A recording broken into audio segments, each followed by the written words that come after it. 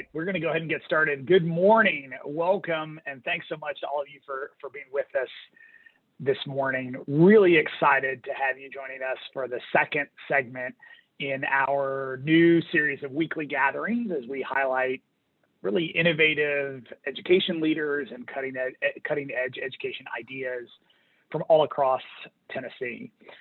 And we also know that despite many challenges that so many families and students and educators are facing during the pandemic, we've been impressed by how K-12 education, post-secondary education leaders, community leaders are responding, and also how they remain firmly focused on creating even greater opportunities for students, both now and in the future.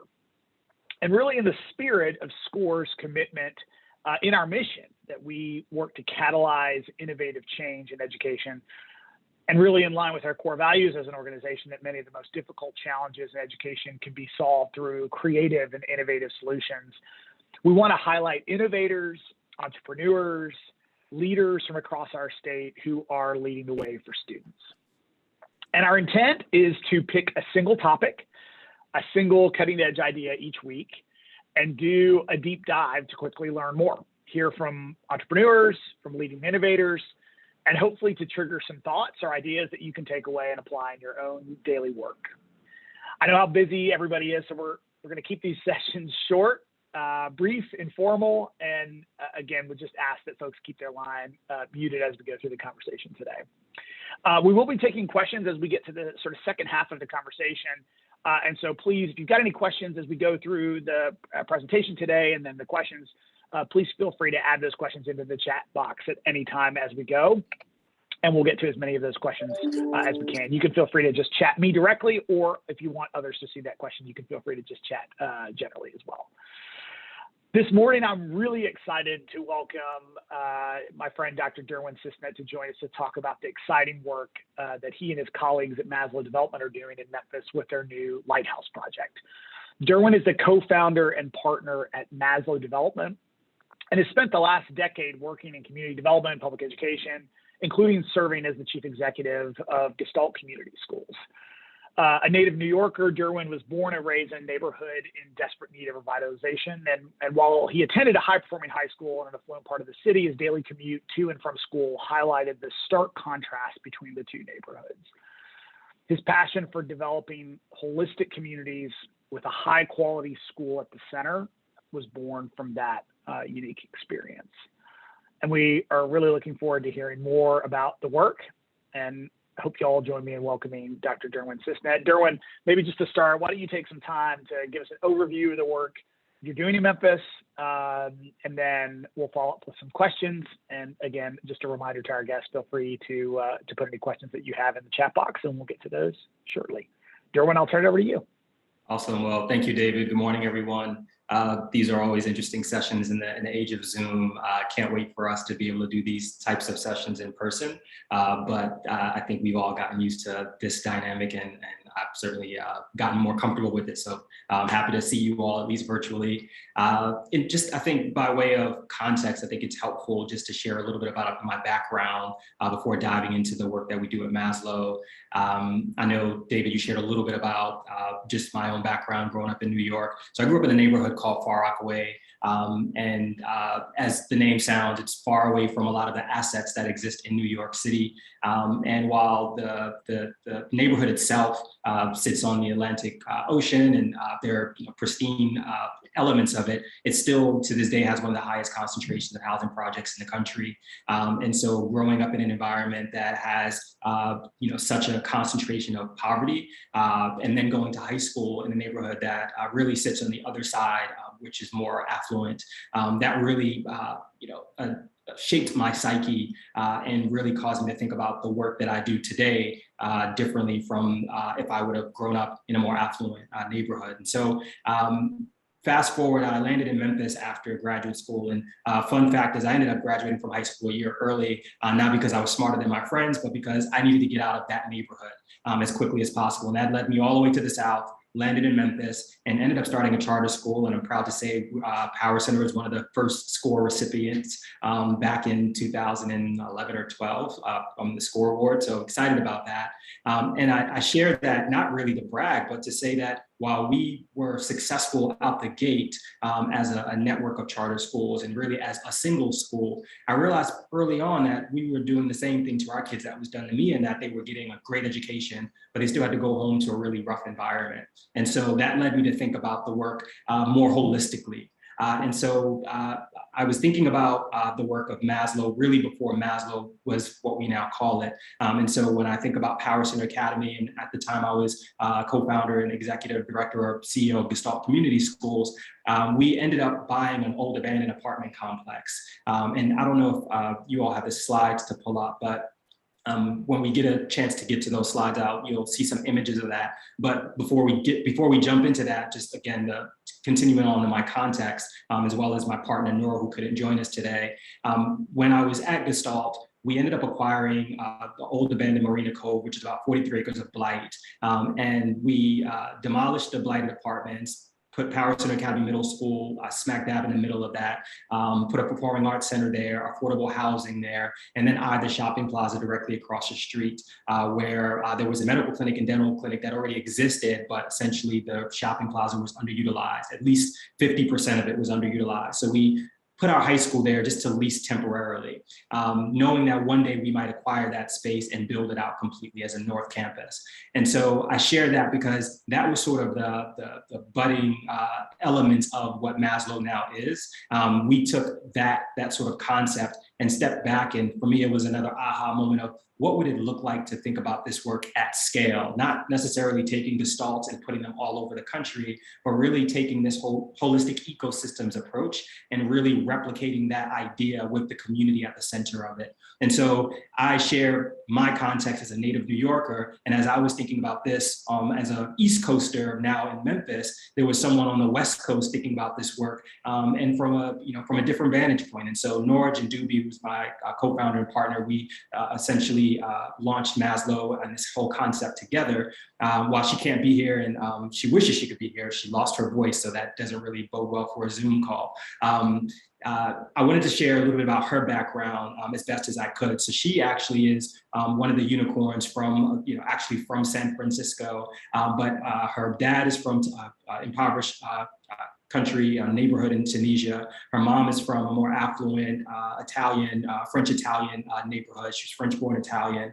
And so Nora, within her own family dynamics, saw the disconnect and the differences that zip code have in terms of outcomes for people. And she saw that within her own family dynamic. And then as a Teach for America core member in San Francisco, one of the largest middle schools in San Francisco that also saw this disconnect, it really pushed her to think about the holistic ecosystem work as well. And so a mutual colleague connected us, we joined forces, and it really worked out for us to really think about this work collectively, because as I'll share in a little bit, this work is extremely hard. I think we all know, those of us in the education proper space, education by itself is hard.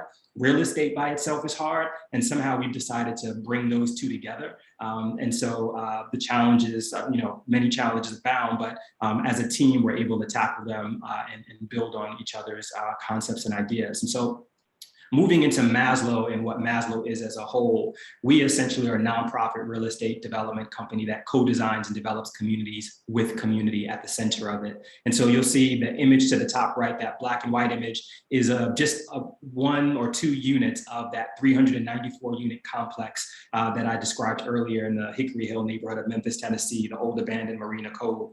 At the time, all 394 units were collectively appraised at $100. Yes, $100.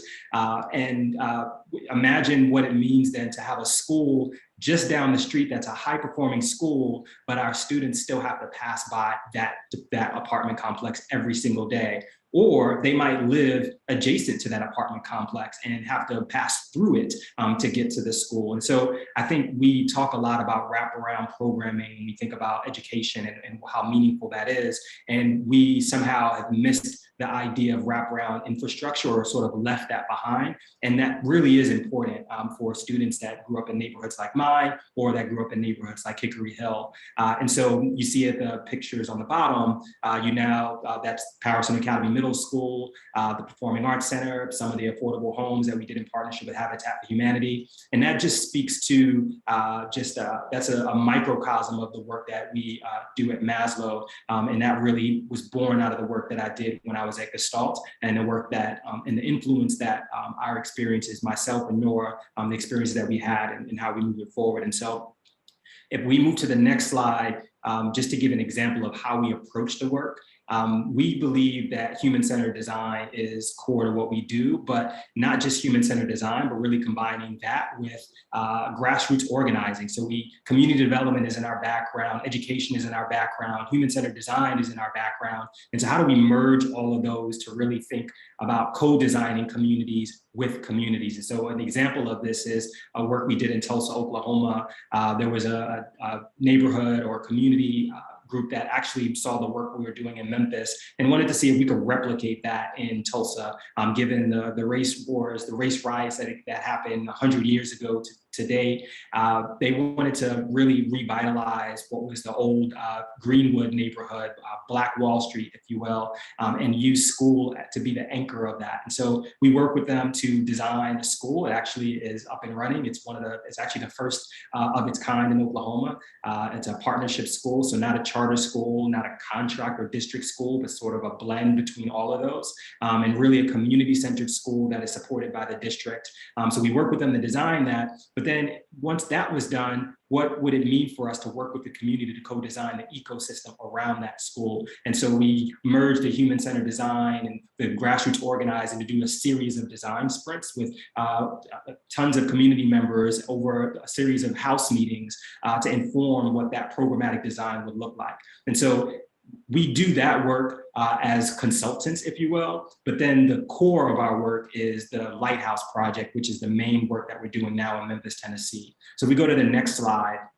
I'll share a little bit about our Lighthouse Project. So about 3-4 years ago, we began this work on what we call Lighthouse. The idea was to develop a community that was anchored or that is anchored by a high quality school, but also includes the wraparound infrastructure that really supports that work. And so some people ask and assume correctly that Maslow, the name of our organization, is based on Maslow's hierarchy of needs, and it is. While there are many different types of influences and that could speak to the same sort of concept, for us, we really leaned on the name Maslow, given that our background was in education or is in education, and we recognize that those base needs, food, safety, shelter, if they aren't met, that our students can't reach self-actualization. And so if we're going to address those basic needs, for us that comes in the way or by way of infrastructure.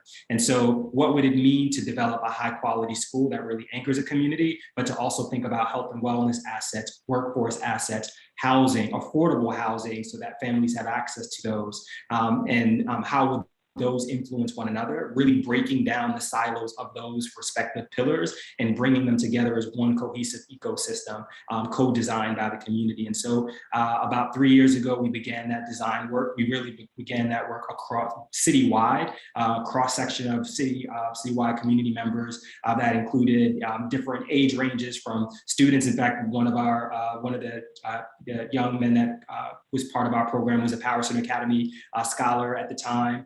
Senior citizens, different socioeconomic backgrounds, makeups, all across the city participated in our design sprints using human-centered design as our method. And that informed a lot of the work that we're doing today. And that also informed how we were looking at where we would build this site. And we ultimately landed on a site that is in the Binghamton community of Memphis, Tennessee, which for us was important because it isn't enough for us to think about the holistic ecosystem and building that sort of off in the, in somewhere where it's hard to reach or hard to get access to, but what would it mean to build that in the urban core? And what would it mean to build something that literally and figuratively bridges a divide, where you have a community that on one hand is one of the most marginalized communities in the state of Tennessee, But just across the street, you have one of the most affluent communities in the state of Tennessee. And if you remember my background and my partner Norge and Doobie's background, then you would recognize how important it is for us to bridge those divides.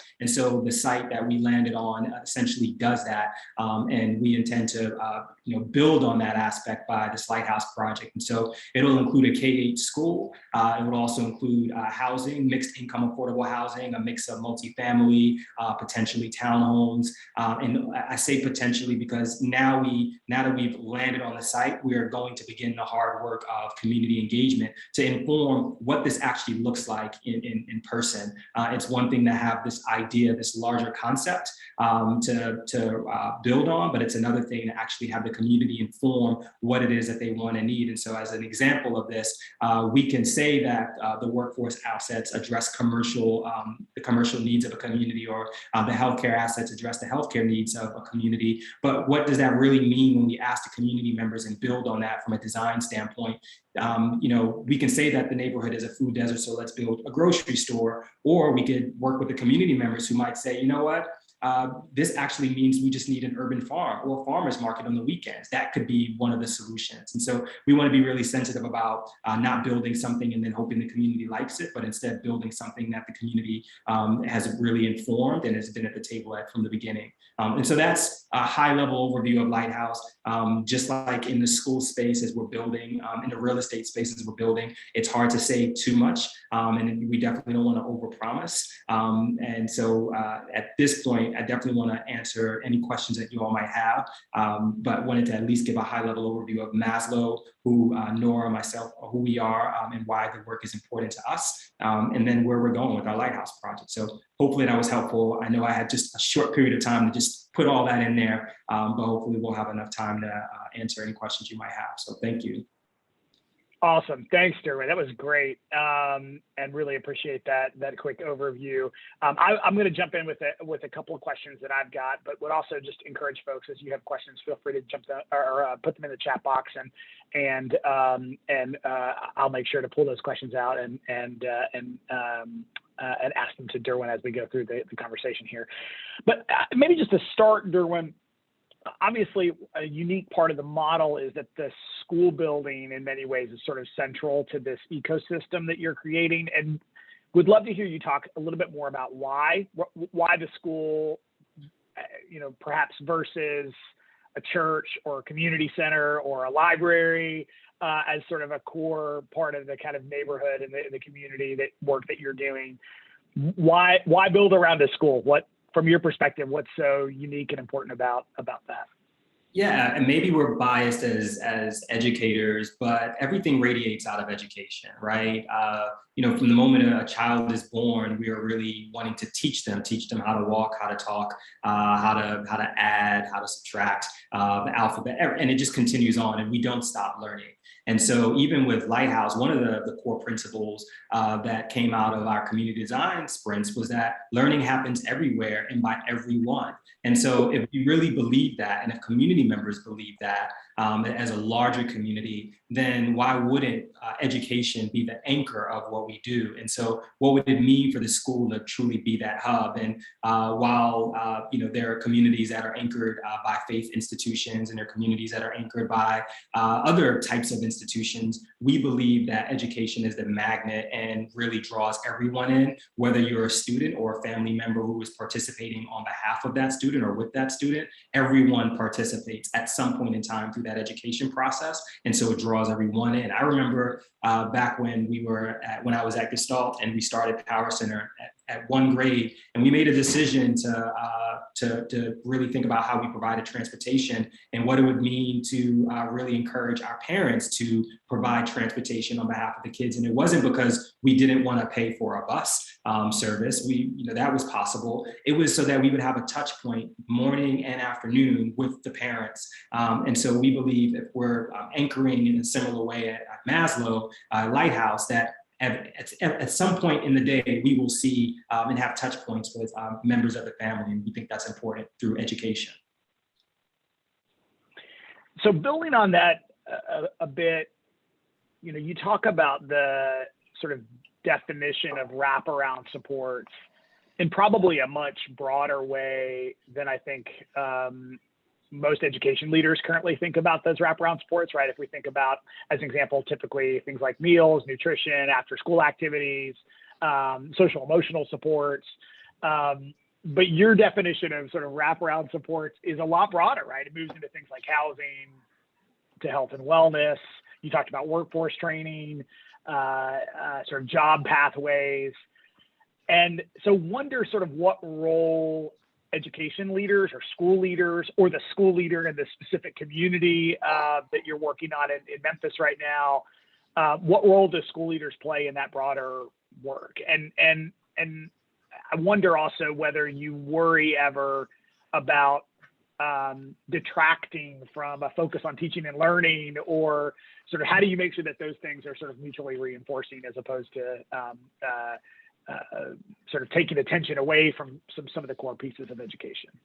Yeah, it's interesting. I think sometimes we believe that we have to make a choice. And I remember when we were building out Power Center Academy, and some of the folks that were invested in the work we were doing were wondering even why we wanted as many windows as we wanted, or why we wanted such a large, like why the art room had such large glass windows in it.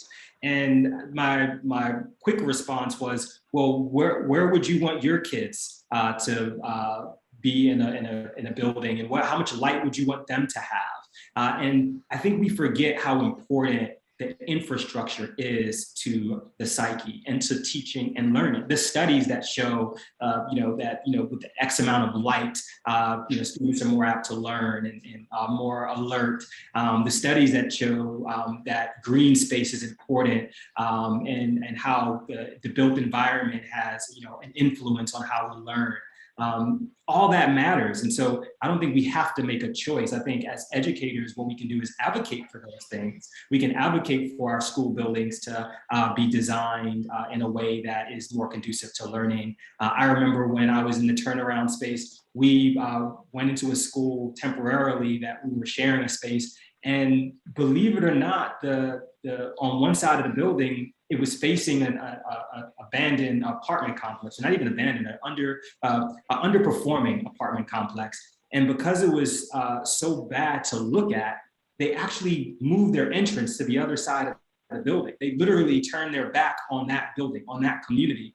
And so when we came in, we saw that as an opportunity. We said, well, actually, let's make our entrance on this side, and let's have a beautification program where we actually work with community members to build out what this means to make the community more pleasing to the eye.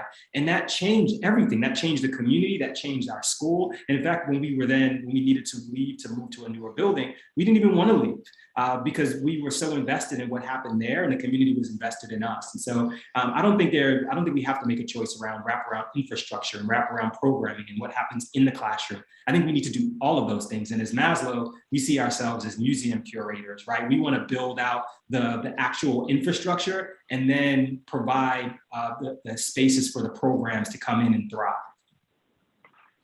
Derwin, I'm thinking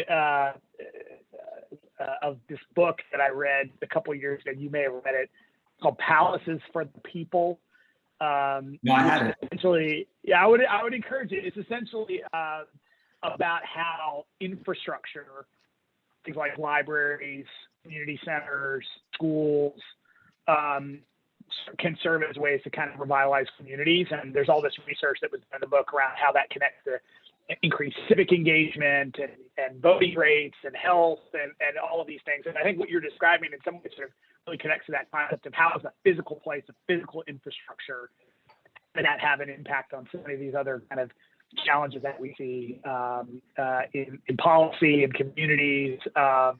Anyway, just a connection there. I don't know if that resonates with you or not, but it sounds very similar to yeah, and David, I'll say it matters. Like so I talk about my personal experience, but Nora, if she were able to speak today, Nora, my partner Nora Jandubi, she'd say when she was teaching in San Francisco at this large middle school, the school itself was beautiful. But imagine what it does for the psyche when you have to leave that beautiful environment and go home, and home does not look like that.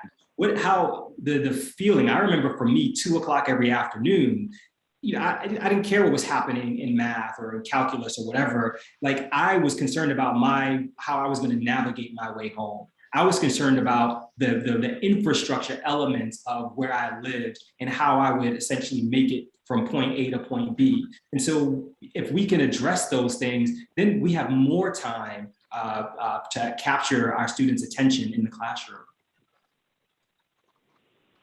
Great. All right, next question I've got. Again, just encourage folks, feel free to keep sending any questions in the chat box to me, and I'll make sure to tee them up for Derwin. So Derwin, you talked a lot about engaging community members and part of the sort of design process. How do you build that trust? What does that look like in terms of how you're engaging neighborhood residents so that they feel like, and really are, full partners in the design process, and really ultimately sort of supportive of what you're trying to build in the community? Yeah, trust is a funny thing. I think when we think about trust, or the larger we think about trust, we think about community engagement. We think that we will do something, and for sure, community members will like every suggestion we have. And that's just not true. And I think the real trust comes in trusting the community knows best what they want, and not assuming that we have the answer or the solution. We can come up with ideas that are provocative, but at the end of the day, those ideas need to address what the community wants and needs. And so I remember back, doing a community engagement process for a design, and thinking that community members would be really excited about all the solar panels on the roof that we were showing in our architectural renderings. And the reality was community members were more concerned with what they see at eye level, because that's what they see every day. They're not flying over in a helicopter to see the intricate designs of the roof. And so as fancy as I thought that was, and as exciting as I was for it and wanted to pitch that, I really had to accept that the community members didn't care about that. And we had to move forward with what they cared about in a responsible way. And so I think the trust is that back and forth, and how we approach human-centered design and grassroots community organizing. It's an iterative process. We aren't coming to the community. We will not go to the community with a fully baked design and say, so what do you like, what don't you like? And then go back to the drawing room, fix it once, and then put it out there. What we'll do is we'll come up with mini solutions and test them out with the community members, pop-up shops, whatever it takes to test out ideas. And then we'll continue to iterate on those ideas. And that's what builds trust. It's being responsive to what he wants. Right, yeah, perfect. So a question about your reflections on how other development projects, and even other development projects in Memphis, may have influenced your thinking about the project that you're leading specifically. And the example that was included in the chat box was what experiences, if any, related to Crosstown as an example, and the relationship with Crosstown High School may have informed or not informed kind of how you're thinking about the work that you're doing. So in the interest of full disclosure, I've been on the Crosstown board since before Crosstown was Crosstown, as we know it, or Concourse. And so I definitely had a seat at the table to see how it was happening, and had a hard hat on when the building was being built. And so definitely took that as a privilege to get that kind of insight. And Crosstown is unique in that it is one large building that is designed as a vertical urban village, and it's almost like the debate between a turnaround school and a fresh start charter, where you have existing infrastructure that you need to turn around. The approach is totally different. How you measure the success is different from building something from scratch. And so I think the things about Crosstown that I would say are influential are, one, not having sticker shock at the cost of development. But then two, how do we engage community members so that once the building is ready, they have access. And access from a school standpoint, from a housing standpoint. I think Crosstown, the leadership there, I think they were mindful about engaging community members early on. And I was at some of those community engagement meetings. And I think, that's important to me. I think it's also important to continue the community engagement process even after the building's done. And so for us, what that means is having, someone we call in-house director of the glue to ensure that the school, the housing, the health and wellness aspect, the workforce, that everyone's playing well and engaging with one another so that the right hand knows what the left hand is doing. And that informs the process. And so I think we could spend a whole session on how I've learned or how crosstown has influenced just my thinking. But I think there are other areas in Memphis and beyond Memphis that have influenced my thinking. My thinking really goes. I look at the history of places, and so I think about the Zocalo in Mexico City, inspired by how such an old place and space can invite a diverse group of people. And if you walk on the Zocalo now, you would see a diverse set of people that are connected to a space and place. And to me, that's influential. I think about public libraries. I think about how even Memphis and the work that they're doing with revitalizing the programs of the public library and bringing it to this, honestly, more advanced than many libraries across the country, and what that means for a physical infrastructure and a community. So those are the things I think that are more influential to me than the newer developments. But that doesn't mean that I don't have my eye on what's happening. And Nora and myself, we are constantly looking at developments across the country, across the world, to see how it influences the work that we do. Derwin, one question that we got in the chat here is whether there are any concerns, as you're doing this sort of community redevelopment work, are there any concerns around gentrification and sort of the investment in the community, in real estate, and the infrastructure? How do you address concerns around rising prices and the impact that could have in potentially pushing out community members from the community that you're focused on? Is that something that you wrestle with? How do you think about that? We think about displacement every day and how to ensure that we are not a force or influence of that. Obviously, we can only control so much. So the site, we can only control the site we have. But that doesn't mean we can't influence the folks around us. And so when we think about the multifamily or the apartments, that will be affordable, and that will, we will maintain the affordability component for that in perpetuity, and that's important to us. When we think about potentially doing townhomes and home ownership, and I say again potentially, we want to make sure that that's something that the community wants and needs, but we want to make sure that that is affordable and accessible. Whether it's from if we get into the weeds from a multifamily standpoint, that's on average 60% AMI, so 30 to 80. AMI, average median income. And when we think about the home ownership aspect, that's more, that might be workforce housing, so more 60 to 120. In a market like Memphis, that's still really, really affordable. And that's what makes the project incredibly hard, right? If we did just a full-fledged, what we would call market rate development, the buildings would probably be up. We probably would not necessarily need to engage it, or not. We wouldn't want to engage the community because we would be displacing the particular community members there if we did market rate. But the deal would pencil. We probably wouldn't have to raise a dime, and we would just go on about our business and say, "Wow, let's go to the next project." But this work is incredibly hard because we think about not displacing community members programmatically from providing a high quality school and health and wellness assets and workforce assets, but also from a housing standpoint. All right, we've got time for about two other questions maybe.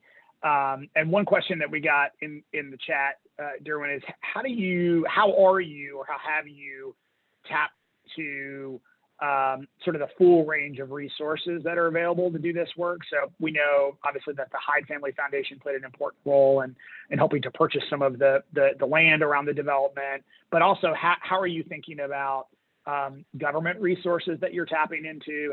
Have governmental partners sort of come to the table to help in the neighborhoods that you're working in, and at what levels? Local, state, federal?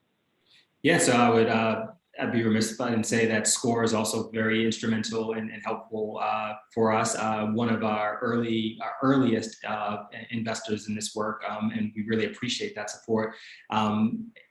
Before I get into the types of support we're looking at, I think it's important to note that one of the questions you asked earlier, David, around how educators might look at wraparound infrastructure, wraparound programming. I think it's important for funders, whether it be philanthropists or federal funding programs, to really think about this work more holistically. There are not a lot that do that. So you mentioned, really just the very small amount.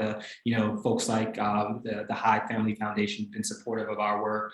SCORE, who don't see this as education proper, but see this as education as the spoke to the hub to the spokes that go out. And so I think that's important for folks to see just the holistic ecosystem that way, because otherwise it makes it really difficult to do this type of work and to replicate it. And so we've gotten support from, we've gotten federal support at the state level from the Department of Ed.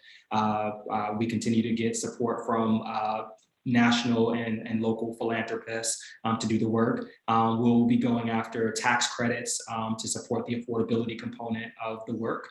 And we'll be going after new markets tax credits for some of the commercial aspect of the work. And so this work does not happen without those types of incentives. Unfortunately, and this is my policy plug, Nora and I continue to push that in a state like Tennessee, in a city like Memphis, there aren't enough public dollars to go towards projects like this. And so if you were in a DC or New York, another market where there's a gap to be filled when you're doing affordable housing, for instance, that gap gets filled by public incentives. And so for whatever reason, those dollars don't necessarily come to these types of projects. And so we're really pushing for policy to change in that regard, because we don't want to do this so that we can raise our hands and say, only us, no one else can do this. We want to do it so that others could replicate it. And the way that that happens is if you don't have to raise a whole bunch of philanthropy in order to make it happen. Great, thanks.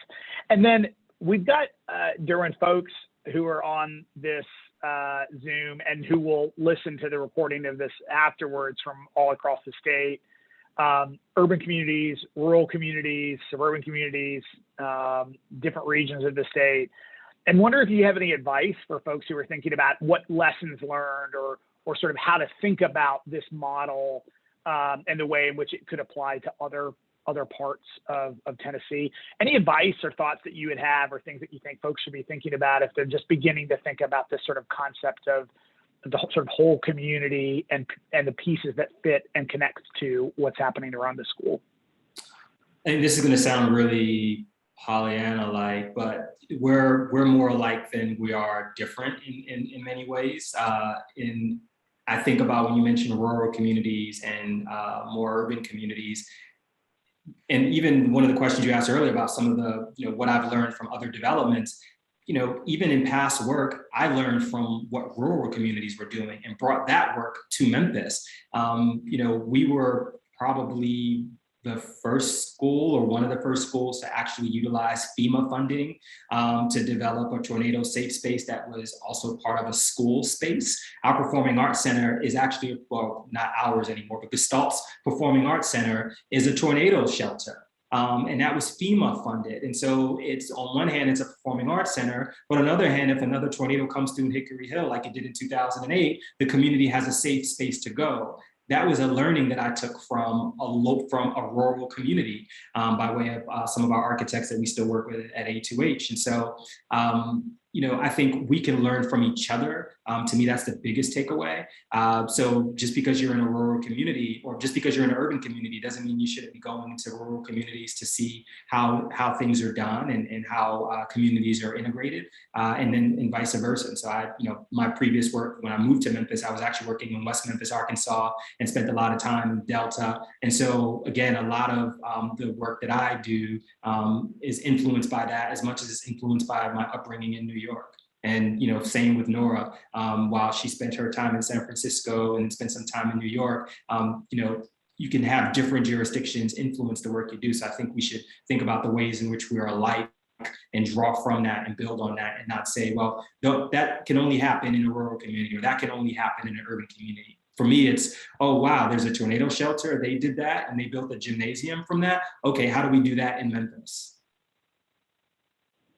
Awesome. All right, last question, and then we're going to wrap. And this is a question that we're going to ask each week to our guests, entrepreneurs, innovators who are thinking about education in new and different ways.